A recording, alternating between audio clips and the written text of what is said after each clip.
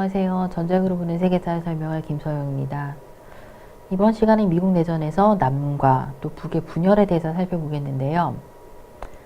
실제로 남과 북이 분열된 가장 근본적인 원인 중에 하나는 바로 흑인 노예제도라고 이야기를 하고 있습니다. 물론 노예제 그 자체가 전쟁이 발발하게 됐던 대표적인 원인은 아니지만 실제로 노예제를 둘러싼 정치적인 또 경제적인 이념의 차이가 결국 전쟁이 발발하게 된 중요한 원인 가운데 하나라고는 볼 수 있습니다.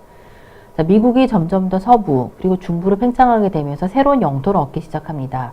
이렇게 새로 획득한 영토의 가장 중요한 쟁점은 바로 이 지역에 노예제를 허용할 것인가 혹은 허용하지 않을 것인가 라는 부분이었습니다.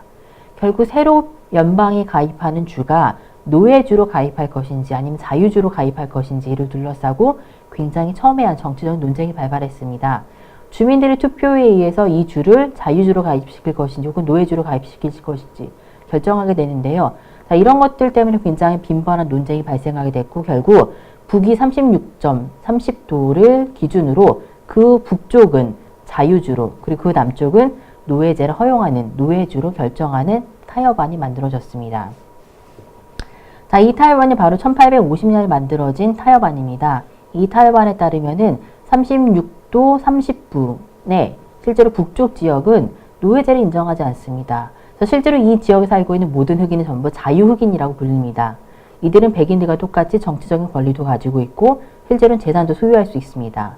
반면에 그 아래 녹색으로 표시된 지역에 살고 있는 흑인들은 실제로는 백인들의 소유물, 즉 백인들의 재산이라고 간주됩니다.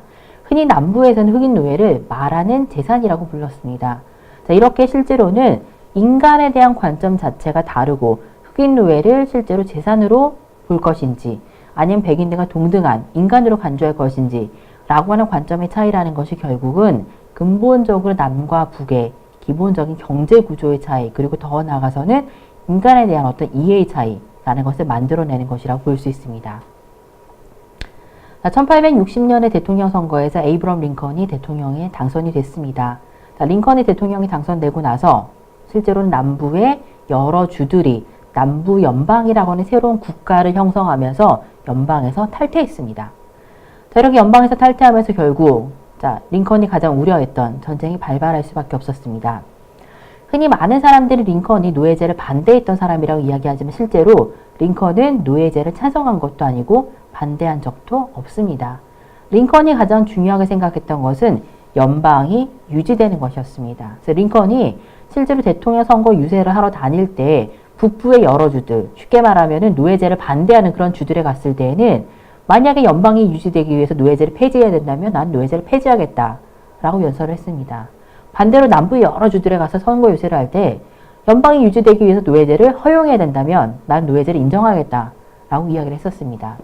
그렇기 때문에 에이브럼 링컨이 실제로 노예제를 폐지했기 때문에 혹은 노예제를 폐지하려고 했기 때문에 전쟁이 발발한 것이 아니라 실제로 링컨의 당선 이후에 링컨을 포함한 그리고 링컨이 그 당시 이제 휘그라고 하는 이제 당의 소속이었는데 휘그당의 급진파들이 노예제를 폐지하는데 굉장히 많은 관심을 가지고 있었고 그런 것을 두려워했던 남부의 보수주의자들이 실제로는 이제 더 이상 연방에서 어떤 간섭이라든가 개입을 받지 않고 자기들만의 독립적인 어떤 국가를 만들어가려는 그런 과정들 그리고 이런 과정에서 무력이 발발하게 되면 전쟁이 발발했던 그런 것이라고 볼 수 있습니다.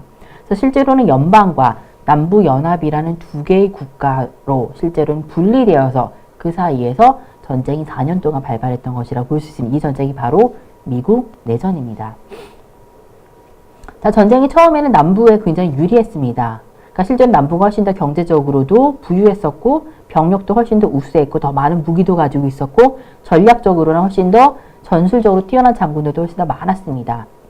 그러다가 1863년 1월 1일에 링컨이 굉장히 혁신적인 문서를 발표했습니다. 바로 노예 해방령인데요. 실제로 이 노예 해방령은 굉장히 상징적인 의미를 가집니다. 노예 해방령은 미국 내에서 노예 상태로 처해 있는 흑인이 단 한 명도 없겠다라고 하는 문서였는데요. 굉장히 재미있는 것은 아까도 말씀드렸던 것처럼 북위 36도 30부 이북 지역에서는 사실은 노예가 한 명도 없었습니다. 그 남쪽 지역에서만 이제 노예를 인정한다라고 말씀을 드렸는데요. 실제는 그 남쪽 지역은 전부 남부연합이라는 새로운 국가에 사실은 속해 있었기 때문에 실제로 링컨이 노예 해방령이라는 문서를 발표했을 때에는 실제로 이 노예 해방령이라고 하는 문서가 효력을 발휘하는 지역은 북부의 주들밖에 없었어요. 그리고 북부의 지역들은 실제로 노예가 존재하지 않았습니다. 그러니까 말 그대로 노예 해방령은 나중에 남부의 주들이 전쟁에 패배하고 다시 연방에 가입했을 때 실제로 그 지역들에서 노예제를 점진적으로 폐지하겠다라는 그런 의미를 가지고 있는 그런 상징적인 문서라고 볼 수 있습니다. 그리고 이 노예 해방령을 기점으로 이제 미국의 연방헌법 수정조항 제13조에서는 노예제를 폐지한다라는 그런 내용을 담게 됩니다. 자, 이번 시간에는 링컨의 노예 해방령과 그리고 실제로 남북전쟁이라고 불리는 미국 내전에 대해서 살펴보았습니다. 감사합니다.